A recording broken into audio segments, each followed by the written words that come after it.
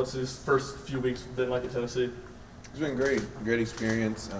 It's something new and constantly learning every day. It's really been good, just trying to get better each day, 1%, and really just trying to get the chemistry going with the other team, and so we can all really just vibe one together and get better. What's the learning curve, if any? I'd say really just, there's not really much of a learning curve. I'd say the biggest thing is just paying close attention to details. You know, it's two different coaches I have, Coach Barnes and Coach Dickerson. Here you gotta really pay attention to details. That's probably one of the biggest things I'd say. When you were being recruited, when you entered the portal, what was the dynamic like with your dad? My dad really played like the dad role, I'd say, not really like more of a coach. I was really more talking with Coach Barnes, Coach GP, and they were a really big help on my decision coming here.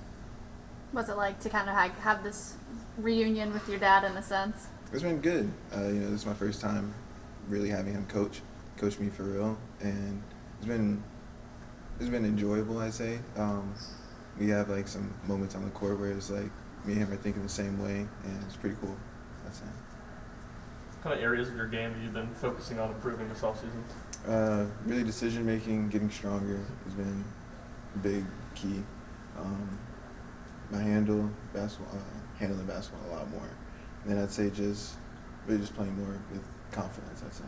What was Rick and GP's message to you during that recruiting process? I'd say it was just, they weren't really like driving a message towards me. They was like more so keeping it like more of a family, I'd say, and just making sure like our connection was good, because in the recruiting process you don't want to just drive a certain message down someone's throat all the time. You just like want to have a good mutual connection where it's like more so not player coach, more so player and family, I'd say, or like someone above you. You said you were ball handling more. How much more are you going to be playing the point guard here compared to at USC Upstate? Probably a lot more, but it's just more so getting a feel to it as well. Being able to learn new positions is always a great thing and great skill to have. What was it about the program that made you feel like you'd be a good fit for it? Just being here, and seeing the culture around here would be good, and then just seeing what I can bring to the table for us to help us win and really make it a March and win throughout March. Has it been hard to gain or maintain that confidence being at a higher level now? Week 4 now, no, not as much. I'm getting more confident day by day, but I'd say for sure like the first couple of days were a little rough, but I still stayed confident and stayed trusting the own process that I have and trying to achieve my goals that I have. You played here a couple of years ago. Did you have any idea that you might be back here at this level in this situation? No, but I always had like the thought in my head, always trying to be able to play at the next highest level for me. And coming back here, going back 2 years and playing here was a wild experience, I'd say.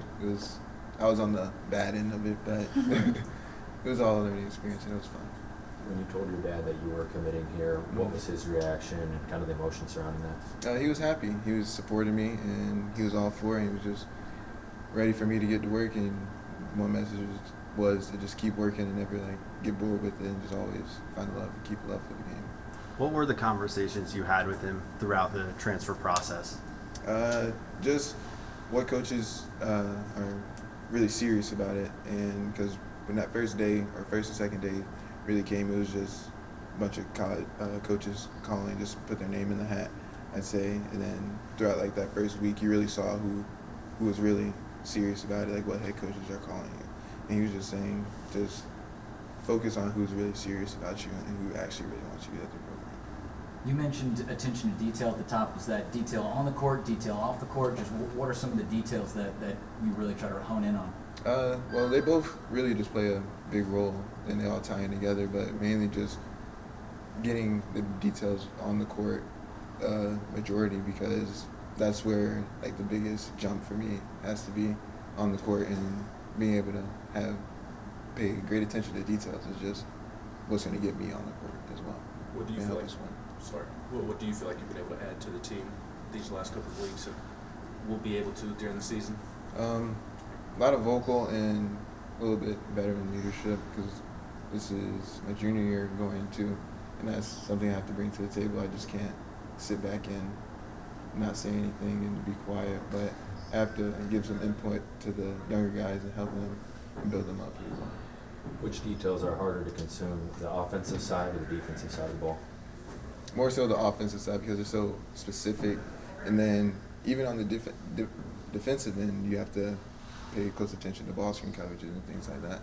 But I'd say more so on the offensive end, it's a little more difficult. You made such a big splash as a freshman. How rewarding was it to follow up on that year with such a strong sophomore season? It was good. I really enjoyed it.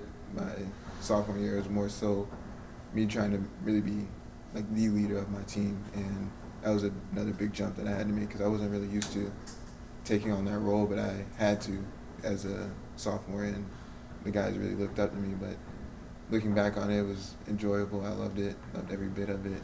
Wish we ended off the right way, but it was all good. I understand.